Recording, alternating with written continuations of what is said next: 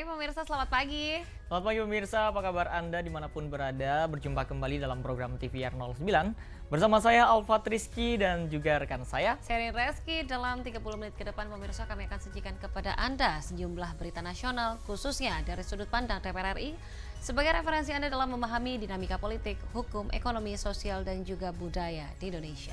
Pemirsa TVR Parlemen, inilah TVR 09 selengkapnya.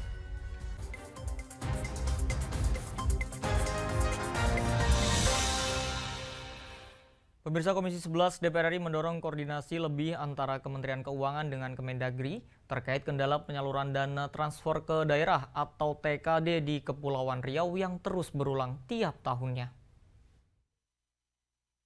Komisi 11 DPR RI mendorong koordinasi lebih antara Kementerian Keuangan dengan Kemendagri terkait kendala penyaluran dana transfer ke daerah atau TKD di Kepulauan Riau yang terus berulang tiap tahunnya. Anggota Komisi 11 DPR RI Anis Biarwati menilai, dalam hal ini Badan Pemeriksa Keuangan atau BPK harus menjembatani permasalahan antara pemerintah pusat dengan pemerintah daerah, agar keterlambatan penyaluran anggaran dan masalah petunjuk teknis dapat diselesaikan dengan baik. Terkait dengan TKD ya, bahwa ada beberapa kendala dalam TKD dan ini kita soroti bahwa permasalahan hambatan dalam TKD ini adalah permasalahan yang sebenarnya itu telah berulang selama puluhan tahun. Masalah terkait dengan permasalahan teknis ya, keterlambatan sehingga menyebabkan terhambatnya daerah menerima transfer dari pusat itu sebenarnya telah dideteksi permasalahan itu sejak 2010. Karena itu kita tekankan untuk pemerintah pusat itu untuk mengatasi atau mengantisipasi masalah-masalah teknis yang tadi dipaparkan ya, atau masalah-masalah yang terkait dengan keterlambatan juknis misalnya atau keterlambatan penyaluran gitu. Yang ini mestinya sudah bisa diatasi jauh-jauh hari karena memang sudah terdeteksi sejak tahun-tahun yang lalu. Anis khawatir jika persoalan keterlambatan transfer dana dari pusat tidak terselesaikan, maka resiko yang dihadapi adalah kesulitan atau keterlambatan pada daerah untuk berkembang. Rifki Makdudi, TVR Parlemen, melaporkan. Dan pemirsa, Wakil Ketua Komisi 4 DPR RI yaitu Anggia Ermarini menilai di sini pembangunan Pelabuhan Perikanan Pantai atau PPP Gesing di Gunung Kidul, Provinsi Yogyakarta tentunya berpotensi terhadap perkembangan wisata yang diharapkan mampu meningkatkan ekonomi dan juga kesejahteraan nelayan di sekitarnya.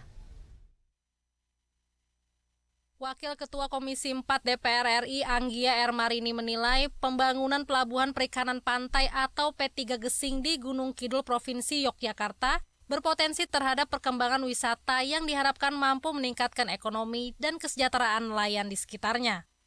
Menurutnya, keberadaan P3 Gesing sangat bermanfaat bagi para nelayan, mengingat sebelumnya para nelayan harus mendaratkan kapalnya di pesisir pantai. Untuk itu ia berpesan agar unit pengelola P3 Gesing dapat memprioritaskan kapal-kapal kecil milik nelayan dan membatasi kapal-kapal besar.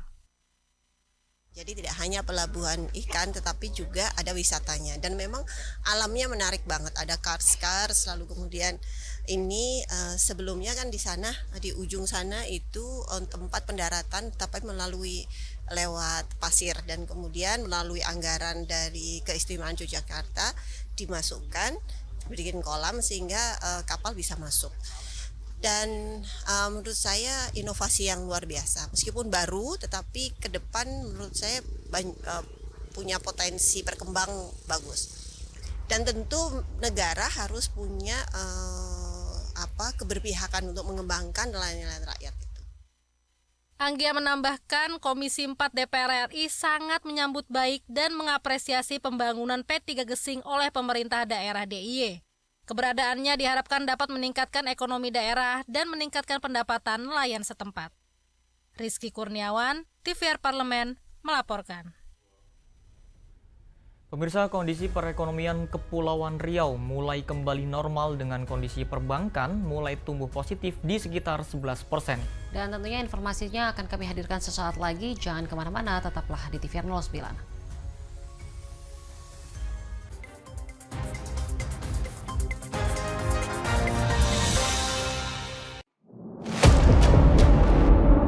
sini ditambang. Konflik yang terjadi, Warga sini tidak mengizinkan. masalah yang tersisihkan menjadi kesenjangan sosial. Ya namanya rakyat kecil gak bisa apa-apa, mau komplain juga gak didengar. Sebab apa? Itu menyangkut isi perut kami semua. Bagaimana memutus keterbatasan untuk didengar? Jadi kalau misalnya masyarakat sudah merasa tidak lagi ada yang memperjuangkan aspirasinya, maka masyarakat memang sangat berhak untuk meminta dewan yang mewakili mereka di parlemen. Kami menyusuri batas-batas peristiwa, mengurai berbagai polemik yang terjadi, meluruhkan suara-suara marginal, menjadi nyata dalam setiap aspirasi, melaksanakan tugasnya sebagai wakil rakyat. Saksikan Aksi Dewan setiap hari Senin dan Rabu pukul 10.30 waktu Indonesia Barat hanya di TVR Parlemen.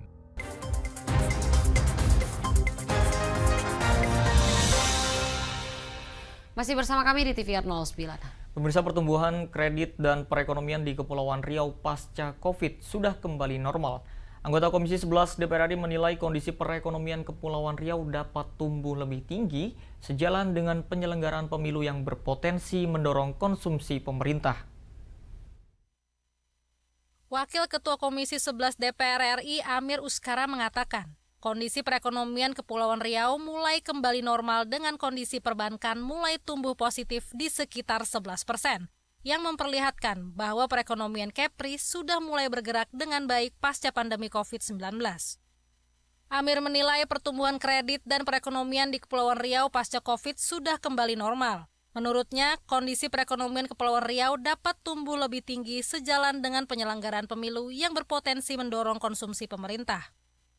Yang pertama dari sisi perbankan kita melihat bahwa ternyata di sini untuk tahun 2023 kemarin itu dana pihak ketiga yang dititip di perbankan cukup lumayan tumbuh positif di sekitaran 11% dan itu tentu memperlihatkan bahwa perekonomian sudah mulai bergerak. Kemudian kedua dari sisi MPL-nya juga kita lihat MPL perbankan di Riau ini rata-rata masih cukup rendah terkendali. Ini menunjukkan bahwa apa yang ada di Riau ini terutama tentu dalam pergerakan ekonomi masih cukup kondusif.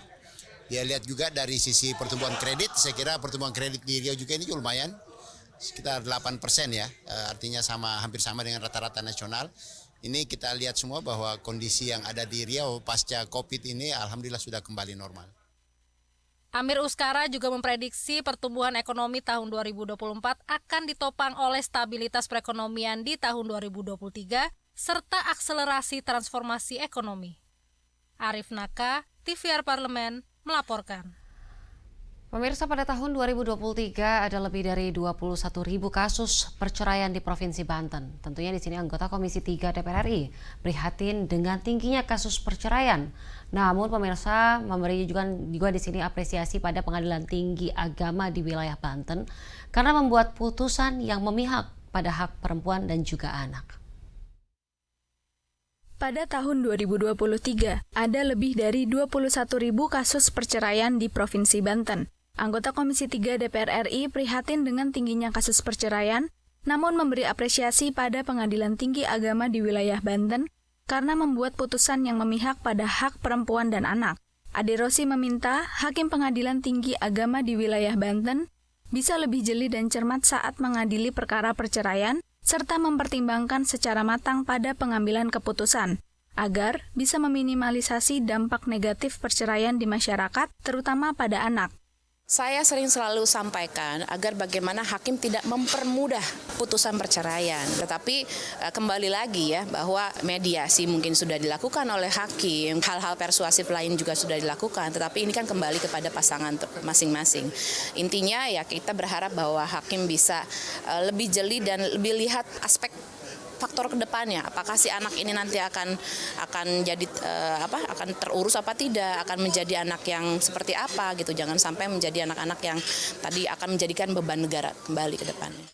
Lebih lanjut, Ade Rosi mendorong Pengadilan Tinggi Agama di wilayah Banten agar meningkatkan koordinasi dengan seluruh Pemda Banten untuk memperbanyak penyelenggaraan isbat nikah terpadu maupun di luar Pengadilan Tinggi Agama. sehingga anak dan istri dari pernikahan siri bisa mendapatkan hak sesuai Undang-Undang Perkawinan. Komisi 3 DPR RI akan mendukung Pengadilan Tinggi Agama di seluruh Indonesia agar mendapatkan anggaran yang cukup untuk menyelenggarakan isbat nikah. Dari Banten, Nuki Tampu-Bolon, TVR Parlemen, melaporkan. Dalam upaya menghadapi fluktuasi harga dan ketersediaan pangan yang memadai bagi masyarakat, Komisi 4 DPR RI menyoroti perlunya pembentukan lumbung pangan di tingkat daerah guna menciptakan cadangan pangan yang tercukupi.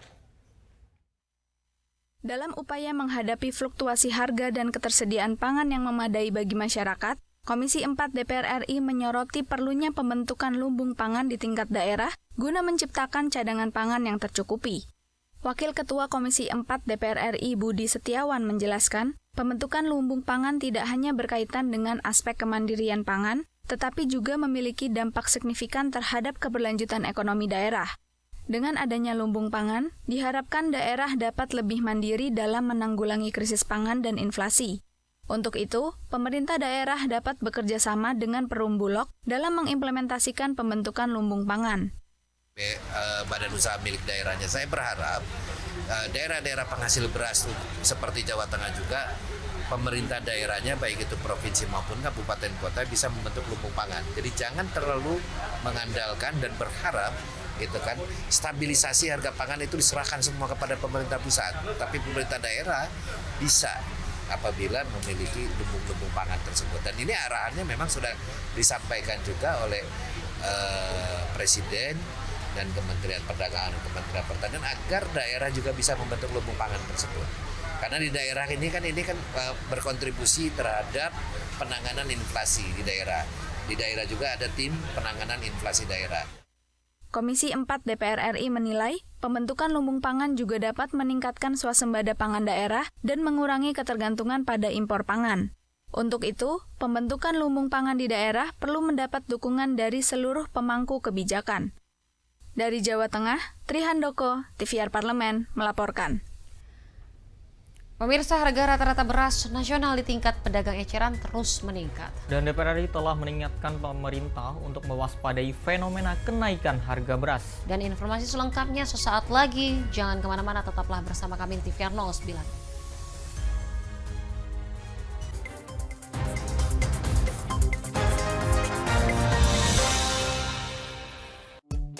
DPR RI memiliki fungsi diplomasi dalam menjalankan politik luar negeri sesuai dengan pasal 116 Undang-Undang MD3. Kontribusi aktif BKSAP DPR RI memainkan peranan penting dalam memenangkan persaingan global melalui IPU, IPA, IPPF, AIPA, dan PUIK. BKSAP memiliki komitmen yang tinggi dalam krisis kemanusiaan dunia. Fungsi diplomasi dijalankan untuk mendukung upaya pemerintah dalam melaksanakan politik luar negeri.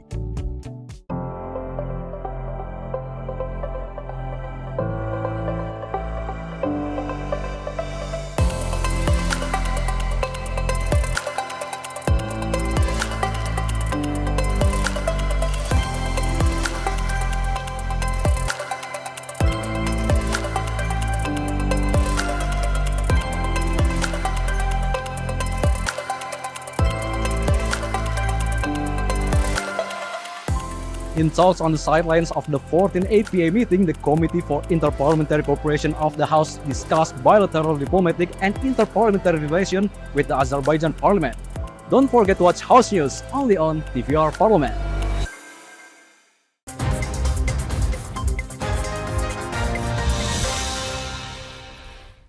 Kita kembali di TVR 09. Pemirsa, saat ini masyarakat menghadapi tekanan yang lebih berat akibat kenaikan sejumlah harga bahan pokok. Tentunya di sini pemirsa, salah satunya adalah kenaikan harga beras sepekan terakhir. Dan DPR RI terus mengingatkan pemerintah untuk melakukan operasi pasar dalam mengatasi kenaikan harga. Dan pemirsa, apa saja tanggapan DPR RI mengenai kenaikan sejumlah harga bahan pokok ini? Saksikan informasi selengkapnya dalam segmen editorial parlemen berikut ini.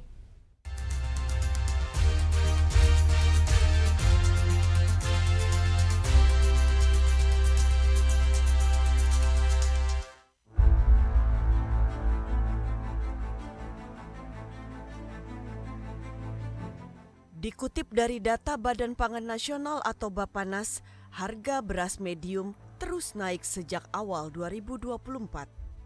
Di minggu ketiga Februari 2024, beras premium menyentuh Rp15.110 per kilogram.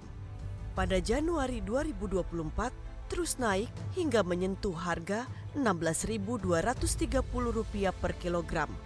Sedangkan BPS mencatat rata-rata harga beras medium di akhir Januari 2024 sebesar Rp13.310 per kilogram. Kemudian, pada minggu ketiga Februari 2024 atau pekan lalu, melesat naik mencapai Rp14.380 per kilogram atau naik 2,92% dibandingkan Januari 2024. Hingga Februari 2024, tren kenaikan harga beras tercatat sudah berjalan hampir setengah tahun. DPR RI telah mengingatkan pemerintah untuk mewaspadai fenomena kenaikan beras. Pasalnya, ada kejanggalan dalam kenaikan harga beras. Dengan ketersediaan yang memadai, seharusnya kenaikan harga beras dapat dikendalikan. Tak heran, banyak pihak menduga kenaikan harga beras ditenggarai oleh permainan oknum mafia yang dominan menguasai hulu hingga hilir. Tapi ketika impor juga udah dilakukan dan panen sebenarnya juga berjalan dengan baik karena nyaris tidak ada gangguan sebenarnya. Walaupun di Tenggarai ada El Nino, tetapi panen di tingkatan petani itu juga tidak menemui kegagalan. Maka menurut saya kenaikan harga beras ini menjadi tanda tanya besar. Apakah ada pihak-pihak yang mengambil untung dari harga beras yang naik ini? Karena apa ya? Karena memang kartel beras itu ada. Penguasaan dari hulu ke hilir di tangan kartel itu kan sudah luar biasa dan itu banyak. Saat ini masyarakat menghadapi tekanan yang lebih berat seiring kenaikan harga sejumlah bahan pokok.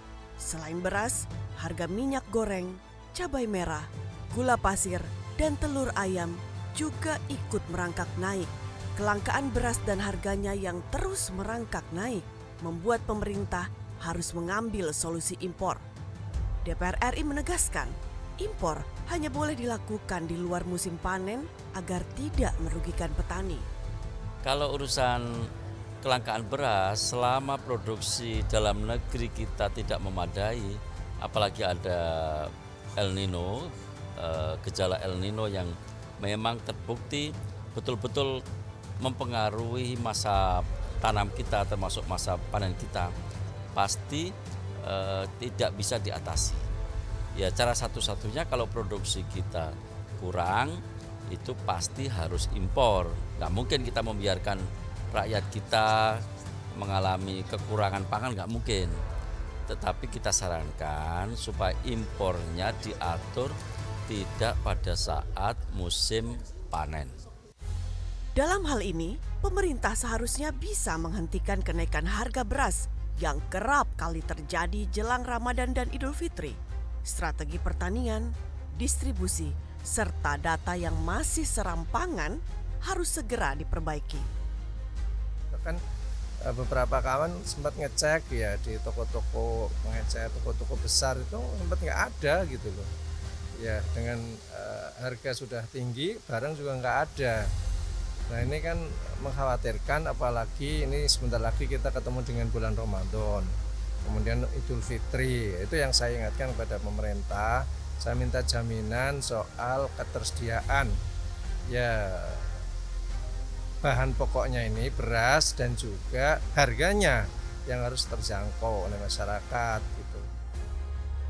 Agar masyarakat kecil tidak semakin menderita akibat tingginya harga bahan pokok, DPR RI mendesak pemerintah gencar melakukan operasi pasar, menindak tegas oknum mafia pangan, dan memberikan bantuan sosial. Tim Liputan TVR Parlemen melaporkan.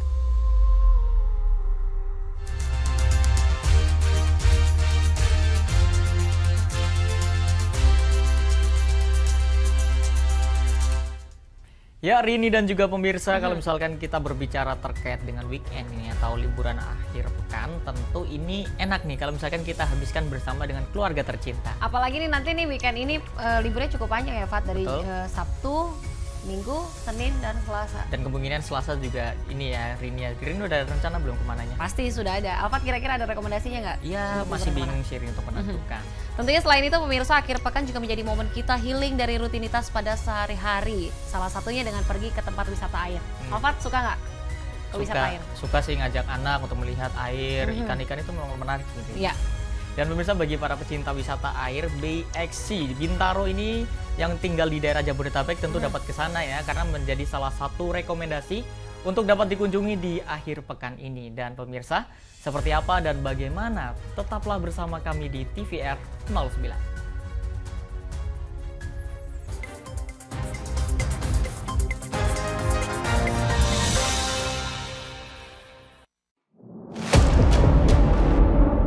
Sini ditambang. Konflik yang terjadi, Partai sini tidak mengizinkan.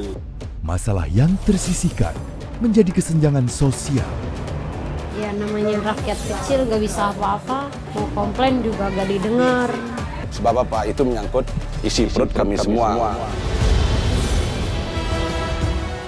Bagaimana memutus keterbatasan untuk didengar? Jadi kalau misalnya masyarakat sudah merasa tidak lagi ada yang memperjuangkan aspirasinya, maka masyarakat memang sangat berhak untuk meminta dewan yang mewakili mereka di parlemen. Kami menyusuri batas-batas peristiwa, mengurai berbagai polemik yang terjadi, meluruhkan suara-suara marginal, menjadi nyata dalam setiap aspirasi, melaksanakan tugasnya sebagai wakil rakyat. Saksikan Aksi Dewan setiap hari Senin dan Rabu pukul 10.30 waktu Indonesia Barat, hanya di TVR Parlemen.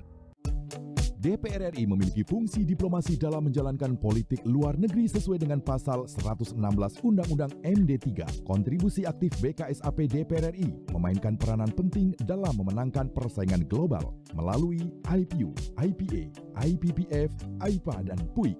BKSAP memiliki komitmen yang tinggi dalam krisis kemanusiaan dunia.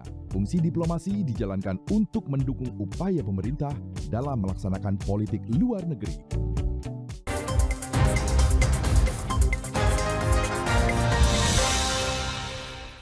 Ya, terima kasih pemirsa, Anda masih bersama kami di TVR 09. Tadi kalau kita berbicara tentang wisata air dan juga tentang planning, kemana kita akan berakhir pekan nanti. Oke.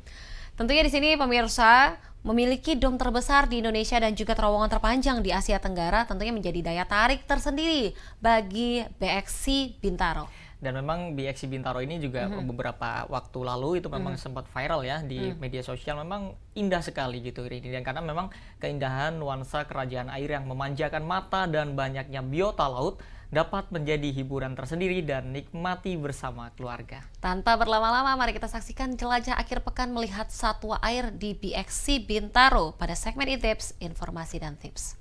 Berikut ini.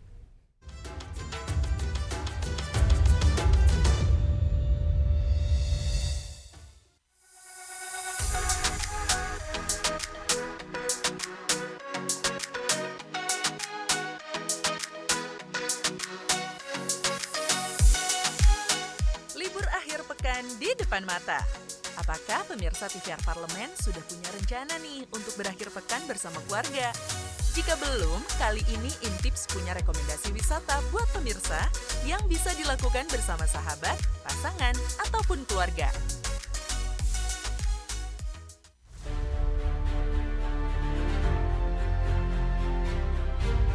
Kali ini pemirsa akan kita ajak jalan-jalan dengan main air.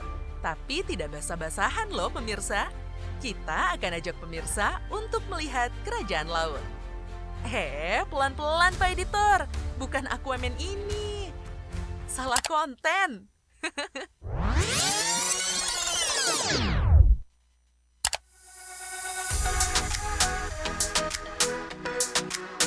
Nah, ini baru benar. Kita akan ajak pemirsa mengunjungi kerajaan air di BXC. Salah satu wisata ramah anak ini berkonsep dunia satwa air dengan akuarium dan trek wahana yang panjang. Daya tarik lain di BXC Bintaro yaitu terdapat dom yang diklaim terbesar di Indonesia dan terowongan dengan ukuran terbesar di Asia Tenggara. Kemudian BXI juga mempunyai 140 spesies dengan 54 display akuarium yang terdiri dari fresh dan seawater aquarium serta terrarium. BXI mengklaim saat ini telah memiliki sekitar 17.000 biota laut dan akan ditambah terus hingga mencapai 25.000 biota laut. Ada 2 jenis tiket yang ditawarkan, yakni tiket short journey dan long journey. Dengan sedikit perbedaan harga, pemirsa bisa memilih untuk menonton lebih banyak wahana air di BXI ini pada tiket jenis long journey. Berjalan menyusuri terowongan, ditemani biota laut, bakal menyenangkan loh pemirsa. Waktu pun tak akan terasa. Berikut ini sedikit bocoran fauna air di BXI.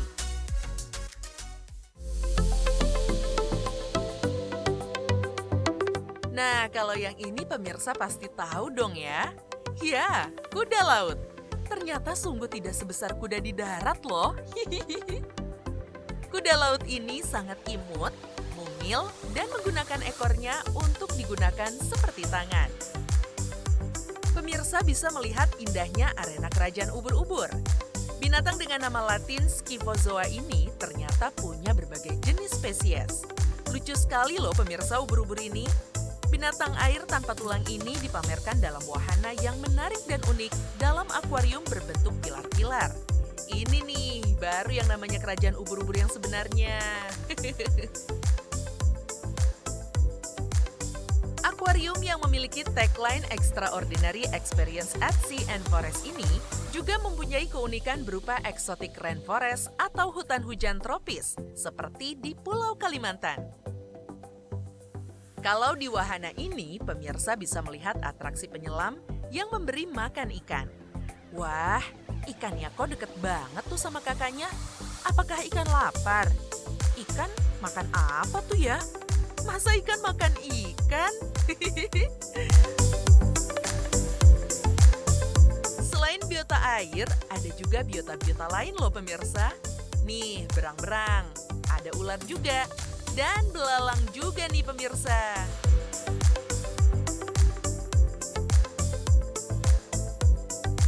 Itu dia tadi serunya berkunjung ke BXI. Ternyata satwa air itu sungguh sangat beragam ya di dunia ini. Selama ini pemirsa mungkin taunya cuma ikan lele yang enak dijadikan santapan malam hari kan? Asik kan pemirsa? BXI berada di Bintaro Jaya Exchange Mall tahap 2. BXI adalah destinasi wisata akuarium indoor baru dan pertama di kawasan Tangerang Selatan. Secara lokasi, BXI berada tepat di basement yang menghubungkan antara Bintaro Exchange 1 dan 2. Sekian Intips kali ini. Sampai jumpa di konten Intips edisi jalan-jalan lainnya.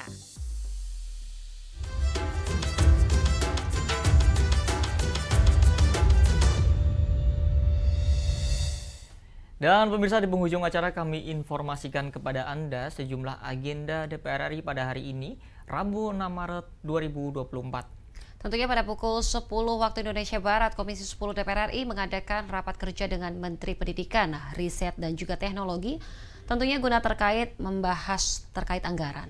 Dan sedangkan pada pukul 13 waktu Indonesia Barat, ada Komisi 8 DPR RI yang menggelar audiensi dengan DPRD Kabupaten Kota Baru, Kalimantan Selatan, dengan agenda yaitu pemberian masukan terkait dengan anggaran Badan Nasional Penanggulangan Bencana atau Badan Penanggulangan Bencana Daerah Kabupaten Kota Baru. Tentunya sejumlah agenda serta program DPR RI lainnya masih dapat Anda saksikan secara langsung di TVR Parlemen dan melalui kanal utama, kanal komisi, dan juga kanal alat kelengkapan Dewan lainnya yang dapat Anda akses di tvr.dpr.go.id. Dan pemirsa TVR Parlemen, demikian TVR 09 edisi pagi ini. Kami segenap kru TVR Parlemen yang bertugas mengucapkan terima kasih telah menyaksikan TVR 09 pagi ini.